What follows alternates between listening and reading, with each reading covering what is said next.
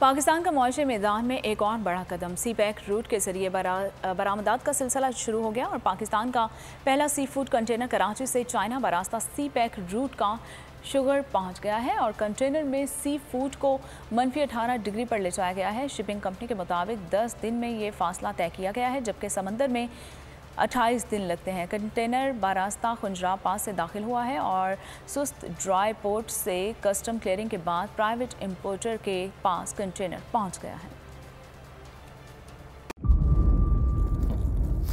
इंतजार था ना, चलो इस बार वो करते हैं जो इससे पहले किया ही नहीं। किस्मत की आंखों में आंखें डाल के जीतना होगा। सब में है शेर जैसी राह, जर्रा जर्रा भी हर कंटेस्टेंट को लगेगा पहाड़। लड़खड़ाना नहीं है, खोल दो अपने पंख अगर आसमान छूना है। अबे लग रहा है ये सब पहले भी कहीं सुना है। एंटरटेनमेंट की गारंटी जनाब, क्योंकि यहाँ खेलोगे कूदोगे तो बनोगे नवाब। खुश रहो पाकिस्तान।